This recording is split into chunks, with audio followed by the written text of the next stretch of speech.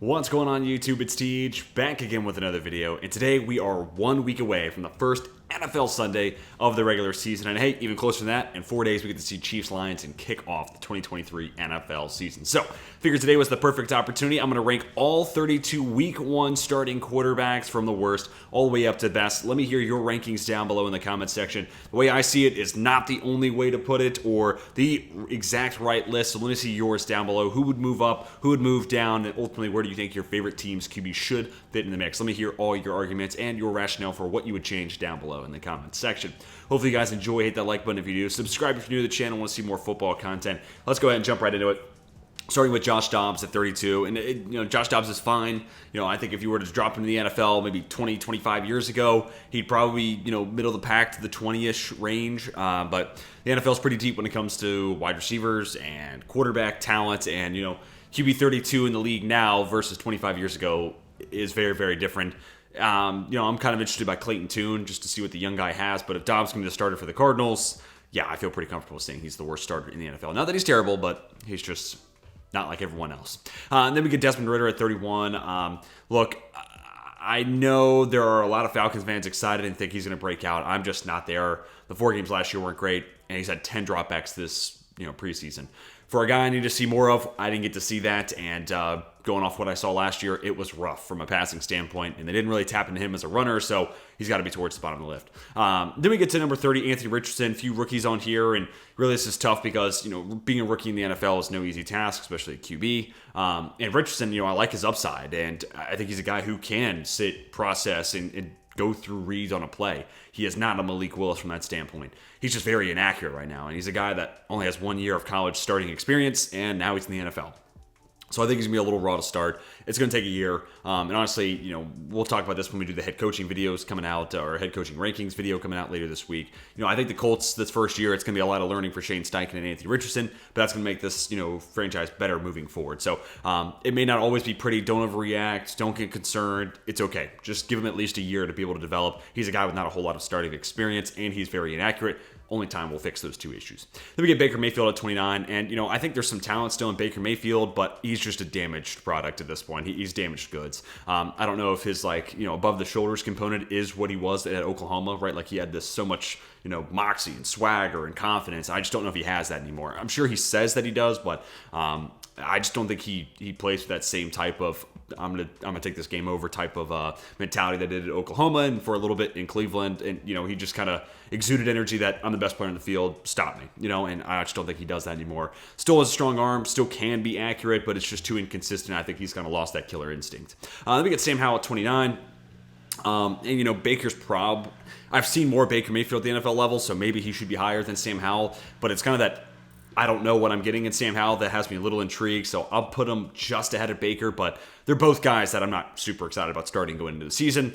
Baker, at least we can say, hey, the last 2 years have been rough, and I know that. Sam Howell, he's played 1 game. And even this preseason, yeah, there's been some good stuff, but we still haven't seen a whole lot of him. And comparing him to Stroud and Young, he would have had a lower prospect grade for me, just by being QB2 in that 2021 class for me. It was just a bad QB class. So that's also why he comes behind Stroud and Young, which are the next two guys to talk about. CJ Stroud, I think he's in a good offense where, if Stroud, the problems people had with him, including myself coming out of Ohio State, were that, that offense at OSU makes it really easy. Guys get open. He's got great wide receivers, and the scheme itself is fantastic.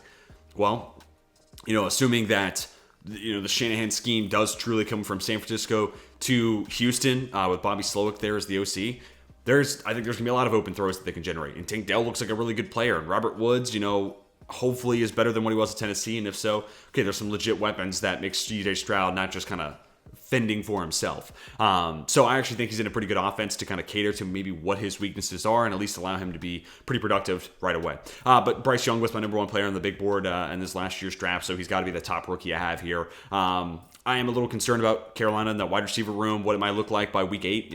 If Jonathan Mingo doesn't kind of emerge, the ghost of Adam Thielen, and then Laviska Shenault, who's always just kind of been an extra accessory kind of in the mix as opposed to a legit top 2 wide receiver on an offense. And that offensive line, I generally like, but I could also see a world where they struggle specifically in the interior. So I could see this being, a small quarterback with maybe an offensive line that doesn't take another step forward, and wide receivers who aren't as great as maybe some people are selling it as right now, and that could be kind of problematic. But I liked him a little bit more than Stroud coming out of the NFL draft.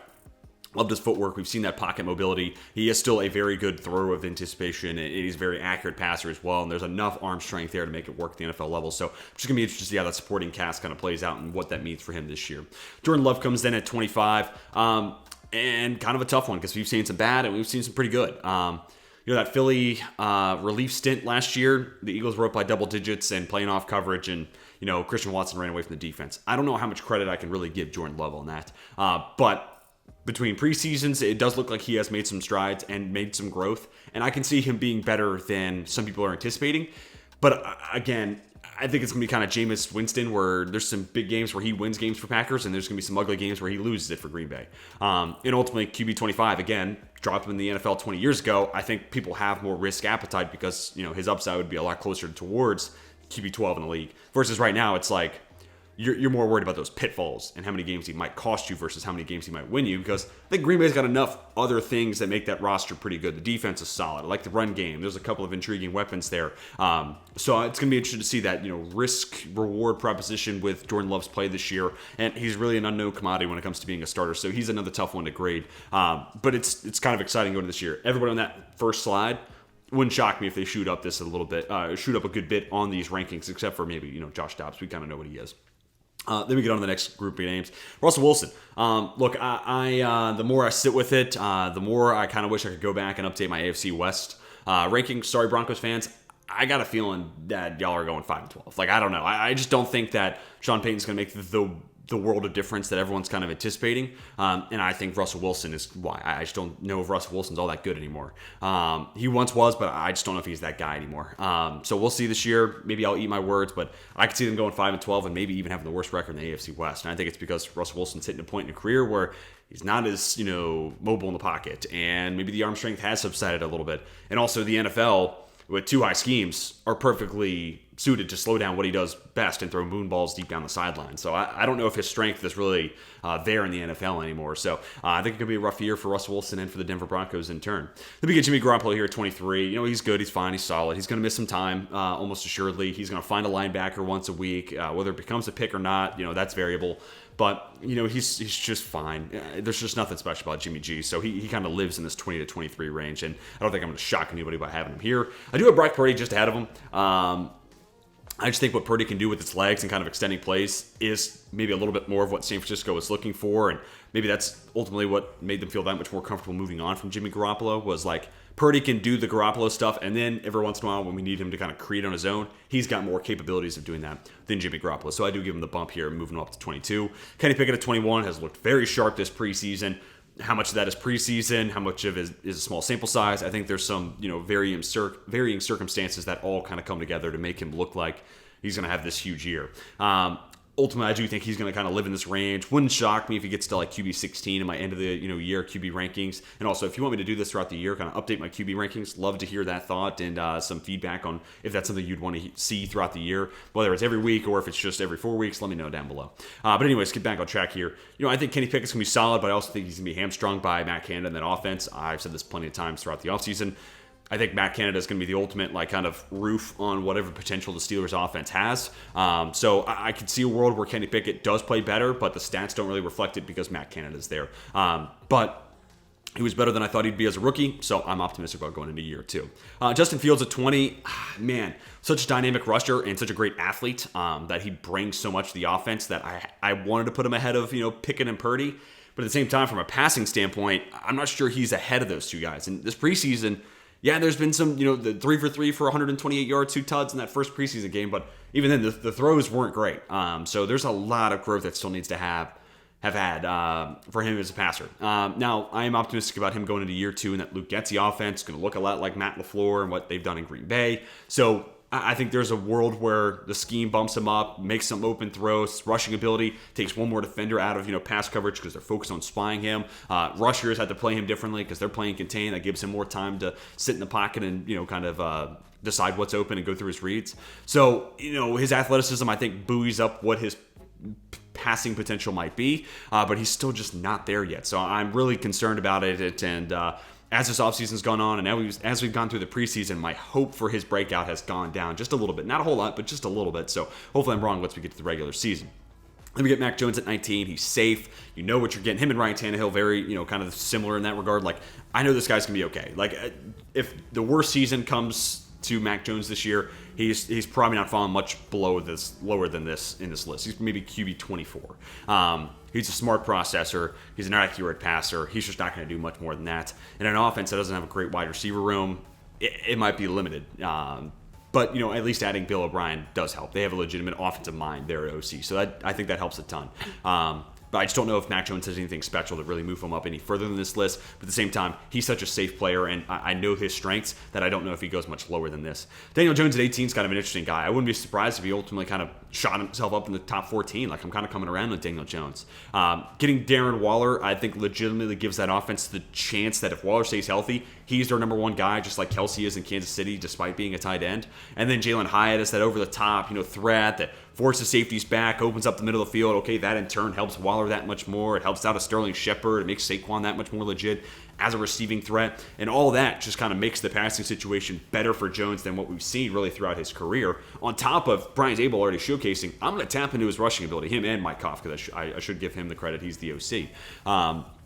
So I could see a world where this offense kind of builds upon the success they had last year. And if Waller stays healthy, then this offense gets that much better, and Jones in turn looks that much better. But I feel pretty comfortable with him right here at 18.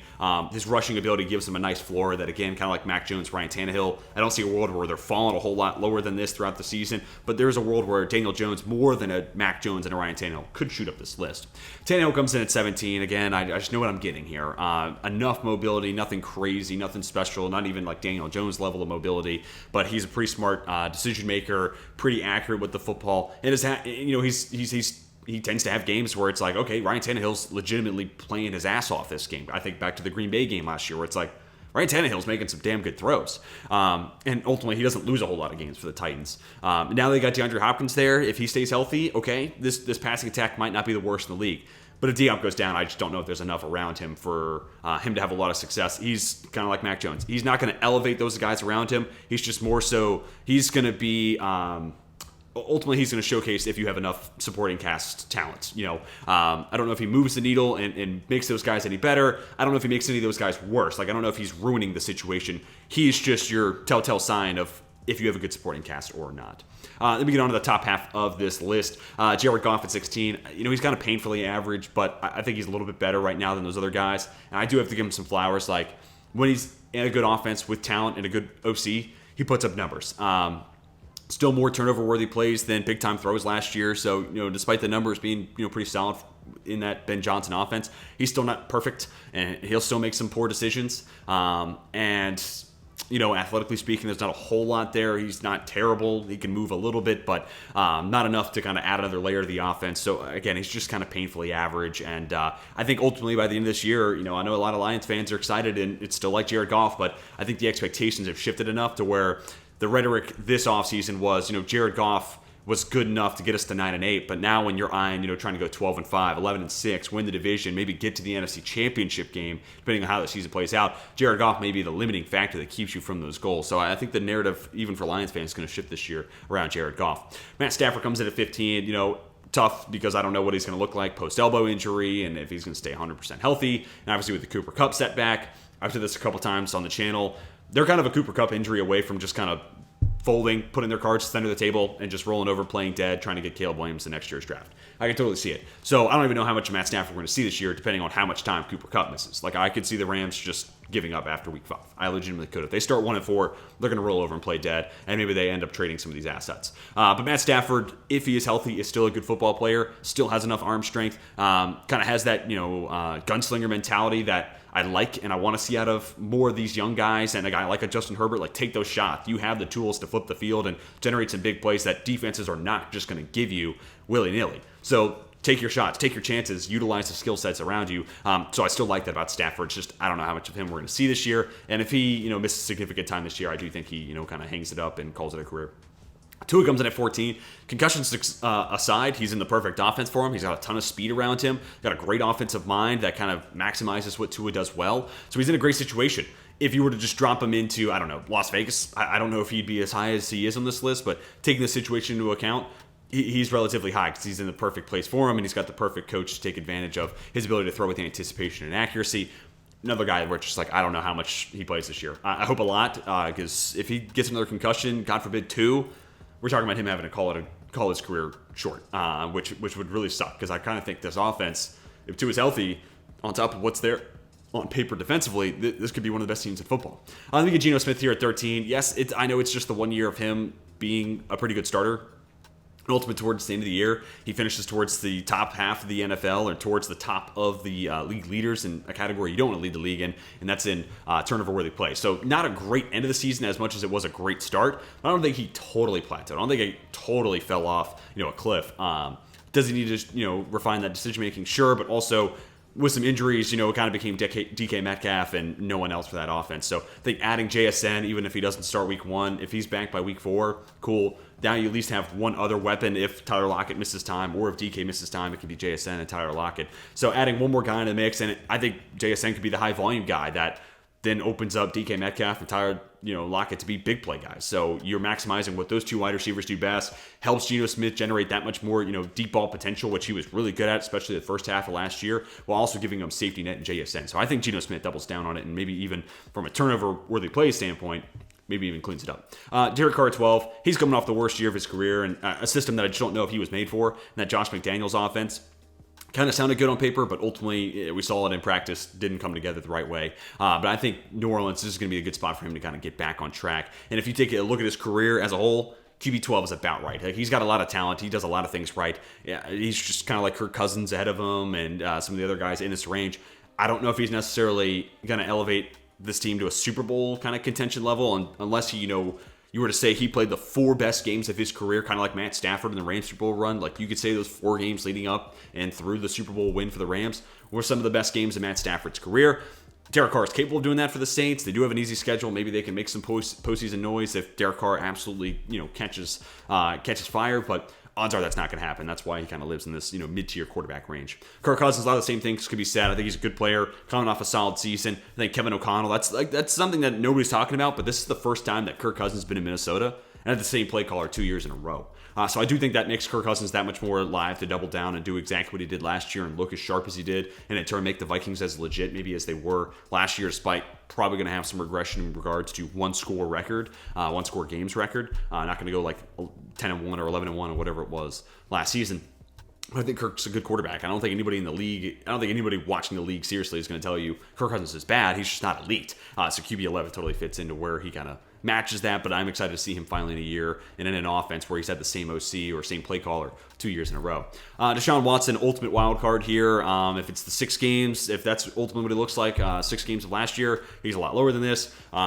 If he's 2020, he's a lot higher than this, and if it's 2019, this is probably about right. Maybe he's a couple spots higher. So we just don't know. I do think that Cleveland's done enough to boost up that supporting cast around him. Drafting a Cedric Tillman, making the trade for an Elijah Moore makes me optimistic about his chances, and I think there's still a lot of talent there. And just evaluating him as an on-field player, there's a lot more good than there is bad. Really, therefore, you have to take those 6 games last year and assume that's kind of the outlier to his overall NFL track record. Then Dak Prescott comes in at 9, and Geno Smith had more turnover-worthy plays than Dak Prescott last year. Prescott just ultimately led the league in interceptions. Sometimes it's fluky, sometimes it's random, sometimes it's variable. There's just things that are kind of outside of that circumstances. He had a lot of drop passes that became picks too. So yes, does he need to take care of the ball better this year? Sure, yeah. I'll say that about any quarterback. Always want to take care of the football. And just, can Dak do better? Has he done better in his career? Yes. But everyone that's I think a lot of people are blowing it out of proportion. Because again, there were multiple quarterbacks with more turnover-worthy plays than Dak Prescott. He just had a higher conversion rate of those becoming interceptions. I think he gets back on track. I think the turnover-worthy plays drop some. I think the interceptions drop a ton. And this ends up being one of the best offenses in football. I think he's cerebral pre-snap. And some of the picks that he did throw last year that were definitely on him, like the pick 6 against Washington week 18, was him running no huddle, thinking the same play was going to yield the same result in the same open guy, and Kendall Fuller just read it like a book, pick 6 the other way. And that's not a mistake that Dak Prescott has made before in his career. So I've got to consider that a fluke and just ultimately lean on, up until last year, he's had multiple years of being very cerebral, very good above the shoulders, and a very good processor, very good pre-snap, and a lot of that's going to return to form on top of being mobile enough, very accurate, and a strong enough arm to kind of make it all come together.